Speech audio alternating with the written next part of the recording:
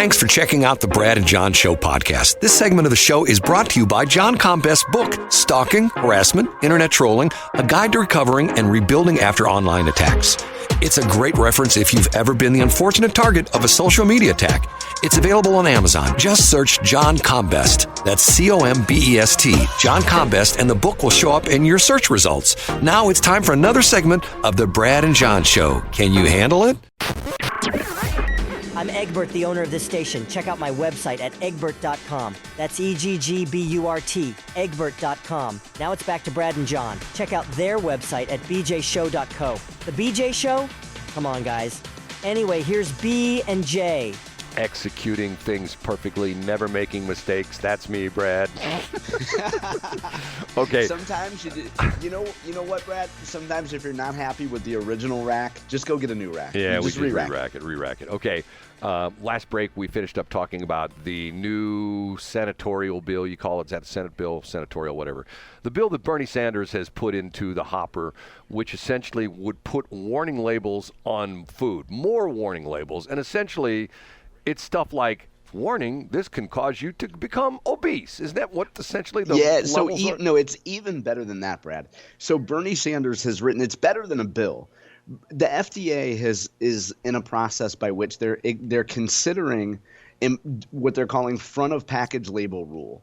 So requiring that consumer packaged good companies, so when you buy your pack of Doritos, for example, it would have a clear black border label that says, this product contains high levels of salt, which have been known to cause XYZ. Now, what the great part about that, Brad, is that as I understand it, the FDA can just issue that rule, and the Senate and the House don't have to vote on it, as I understand it. So what Bernie Sanders did is, to add insult to injury, he sent a letter to the FDA that said, look, I know you guys are doing this process, but you're not going far enough. And his example is he says, quote, tobacco labels in the United States do not say high in tar, high in nicotine, high in carcinogens. They say cigarettes cause cancer. So what he wants is not just Frito-Lay to have to put a label on that says Doritos contain high levels of salt, processed foods, whatever, but that say Doritos cause cancer. Not cancer. Doritos cause obesity. Stop eating Doritos. You know. So this is, and again, this goes back to, we talked about this a couple weeks ago. The Biden administration and the left will do whatever they can to take attention away from straight up inflation and blame consumer packaged good manufacturers, the grocery industry, whoever they need to. And so this is how they're going to tackle obesity, by slapping a label on the front of your Doritos. Okay, I will tell my own personal background on this. I've done this several times. The first time I did it, and I'll tell you my stupid story of when I graduated from high school, I weighed 162 pounds, okay? 6'2", 162, I was sort of a skinny guy. 2 years later, when I'm in college, I weighed 310, so almost doubled in size, okay? Why was that? It was because of the fact when I was in high school, I was very, very physically active. I played sports. I was in marching band. I had a job 3 nights a week where I was a curb boy at Steak and Shake. I ran all night long. You know, I was very, very active. And once again, energy in, energy out, okay? Yep. Hold on a minute. I went from 162 in high school to college, 310. Then over the course of about 6 months, I went from 310 to about 190. Okay? How did I do that? Nothing but fast food. Okay? I've done it within several times. I've documented it on websites. Little McFreddy. I didn't, you know, I'd be honest with you. I didn't complete that one, but I had the Kids Menu Challenge, the fast food me, where every single day I documented what I ate, and all I did was go to fast food places. Matter of fact, when I did the Kids Menu Challenge, all I did was eat kids meals. I went to McDonald's every day. I had a kids meal at McDonald's, kids meal at Burger King, kids meal. That's all I ate. And when I did the Fast Food Me challenge, the fastfoodme.com, I got to make sure they're still up. All I did was eat fast food, and people go like, "There's no way. There's no way." Go back to this goofy movie, the thing where Super Size Me, and I can't remember what's the guy's name. You might know this guy's name. I don't remember who it is. I know who you're talking about. he did this movie where essentially every time he went to McDonald's, and the key was, would you like to supersize that? And he always said yes. Okay, once again, I give the example that if I went to Whole Foods, and if you said to me, Brad, let's go the other way this time. Instead of losing weight, let's see how quick you can gain weight, and you can only buy stuff at Whole Foods. I could put on 20 pounds in a month at Whole Foods. I could put in a year, I could put on 100 pounds by eating nothing but whole food. Once Absolutely. again, it's not about what you eat, it's the quantity that you consume. Yep, you're absolutely right. It's calories in, calories out. I give the perfect example, and this is my stupid example I give all the time. If you go to the gas station and you have a gas tank that has, let's say, 10-gallon capacity, and you're down 3 gallons, you put in 3 gallons worth of gasoline. The little clicker clicks off on the nozzle. You're done, okay? You get in your car and you drive around the block and you want to put 3 more gallons of gasoline in your car. You can't because the gas tank has a finite capacity. It has a finite volume. It doesn't change. As opposed to your stomach, which shrinks and expands all day long, okay? And the idea being is that your mind... And anybody who's had to lose weight, and it's to the point where there's a mental challenge, a physical challenge, the whole bit, almost feels like sometimes when you start a diet, feels like you're going cold turkey on cocaine or something like that. Yeah. And once again, it's all calories in, calories out. It's basic thermodynamics. Now, I do understand that there are some foods that have more of an impact on people. And once again, it's individual thing. Some people respond more if they eat. It's genetics certainly plays a part. Right. And it has to do with what part of the world you're from, because we have all heard the stories about what they call the Mediterranean diet. You have all these people who, are essentially in the Mediterranean Sea area of the world over there in Europe, between Europe and Africa, and they eat like crazy. The French people eat all this fancy French food. And drink wine every night. And they never gain any weight, because... And it's all because of olive oil. If only we had better fats, Well, but see, once again, the crazy thing on this is it has to do with what kind of food you eat, but more importantly, how large are portions. I mean, here, let's be honest. If you go to Golden Corral, you don't see skinny people there, right? Let's be honest with you. Right. Oh, yeah. Right. That's a great point. And also, so to go back to portion control, like I'm not going to sit around and eat a bunch of cookies, but before I go to bed, I love chocolate. I might take a bite of one Girl Scout cookie. Like, for example, this week, I might take one bite of a chocolate Girl Scout cookie. I'm not going to sit down and eat a cookie or 4 or 5. It's absolutely portion control. Okay, John, and I will tell you how bad I am, okay? Within the last, I won't say how long ago, within the last year, someone knew of my fondness that I have for Girl Scout Thin Mint cookies, okay? Oh, yeah. Okay, and this particular person had, I guess, I can't remember who it was, their neighbors or somebody who was selling Girl Scout cookies, and they bought a bunch of Girl Scout cookies to try to help out this girl, and they bought a whole bunch of different ones, and they bought quite a few of Thin Mints, and they were giving them out to people they know. This person gave me a box of Thin Mints, okay? Mm-hmm.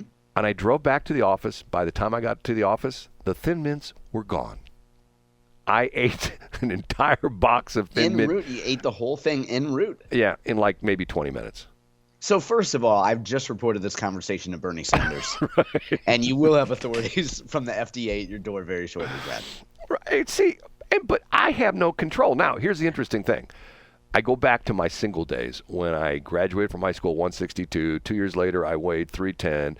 And then I moved into an apartment by myself. I lost all the weight. You know how I was able to do that? Portion control? I had no food in my apartment. Well, that helps too. No food. If you open up my refrigerator, there was like a bottle of Jack Daniels that somebody gave me, and I wasn't much of a drinker, and there was some, some cans of Pepsi and Mountain Dew, and that was pretty much it. Okay, I had no food. So in Yeah. other words, I So you couldn't. didn't have the opportunity to overindulge. Right. And if I wanted to eat something, I had to get in a car and drive somewhere. Okay. And a lot of times, especially at night, people are terrible at night where they snack, they sit there in front of the TV set. I mean, what's happened at all the Super Bowl parties? Everybody, they stuff them. So, oh boy, people bring things over and Let me interrupt, Brad. The exact example that you're saying. So I heard about the story, by the way, to give credit. Heard it from Emily Evans, who's on the call that I listen to every day. You can go there at hedgeye.com. And Emily Evans used that exact example yesterday. She said, just think about the warnings at your Super Bowl party. So imagine if the FDA walked through your Super Bowl party, Brad, any given suburban Super Bowl party, and you saw a bowl of Doritos, a bowl of chips. Imagine the freak out that the FDA would have if they saw the average Super Bowl party. Well, but look at Bernie Sanders. Does he look like a fashion model to you? Bernie's Right. got a gun on him. And also, this is the interesting thing, too. And we mentioned this on yesterday via a text message between us, but it goes back to the idea, and Emily mentioned this on the call yesterday as well, the idea of Centers for Medicare and Medicaid Services is trying to find a way to get Obamacare to pay for the ACA, to pay for Ozempic and these other diabetes drugs that are also used for weight loss. And Emily's point on the call was that insurance carriers are going to freak out about this. Like, the idea that we could start using these diabetes drugs for recreational weight loss and have the ACA pay for it is, if you're an insurer, you're like, heck no. And that's when you draw the line and say this whole Ozempic weight loss fad has gone way too far. Well, but look at the situation. Like, for example, and once again, I'm an old guy. Okay, when I was in my younger years, I played baseball all the time. I rode my bike everywhere. Matter of fact, my bike was like my best friend. I lived on my bicycle. Yeah. And back in the day, even though my mom and dad, I want to say, weren't like super overprotective, but they, to the point where like I would leave, sometimes, and you hear these stories, and my mom and You dad leave were in the morning? Right, and I wouldn't come back till the streetlights came on. Yeah, I know of that course. sounds like people go like, "Oh, okay, it sounds like something from Norman Rockwell." Well, that's the way it was. You stayed out. They didn't have to worry that you were out being a ne'er-do-well. Right, and if I were at my friend's house, my friend's mom would cook us lunch, that kind of stuff. Okay. Absolutely. Okay, now what happens? Where do the kids spend most of the time? Inside, on a computer, Staring at an iPad. Right, on an iPad. And you know what they're doing? They're shoveling food in their face, and Lord knows how often they brush their teeth or floss. Well, but see, once again, we've changed. You go back and look. I think this is probably the interesting thing. I remember, and you're going to laugh when I tell you this, but I remember watching, I guess a couple years ago, a previously recorded episode of the Lawrence Welk Show. Did you ever watch the Lawrence Welk Show? No, but I'm familiar with it. Okay, Lawrence Welk was this guy. He had this accent. He was from Bavaria or something like that. And he talked like this. And we want to welcome the boys, and a one, and a two. And he had this sing-songy kind of voice. And he was a conductor, and he had this Lawrence Welk orchestra. And they did a TV show where they had a studio audience, and they had a dance floor. And one of the things in the Lawrence Welk, at one point in time, at one section of the Lawrence Welk Show, the people got on the floor and danced. Now, we're not talking like doing the Watusi or anything like that. We're talking like sort of, cheek to cheek kind of, like the Oh, yeah, for sure. ballroom kind of dancing, not like over flamboyant like the ballroom kind of dancing. But you noticed one thing. All the men and women were very slim and trim. Every last one of them. Yeah. You go back and look at pictures of the old ball games, like 50s and 60s. Was just gonna say that, Brad. And you look at the at the old Sportsman's Park, and then Busch Stadium #2. And even back in like the early 60s, men would show up for the ball games, and they would wear a coat and tie. And their hats. They would have their hat on, and the women would be in dresses. And what do you notice? They're all slim and trim. There's no big fat people. They're all little small people. Hey, and let me interrupt. The other thing is, I'm old as a Gen X guy. I'm old enough to remember when I would get on a plane, Brad, and the stewardesses could easily fit between the aisles. Do you remember that? Do you remember when a stewardess would have not the hip width of someone that needs a lap belt extender, but a stewardess could actually do a full 360 degrees within the range of the aisle. It was amazing. John, there are women all over St. Louis who listen and go like, I can't believe you just said that. And you know what they're saying?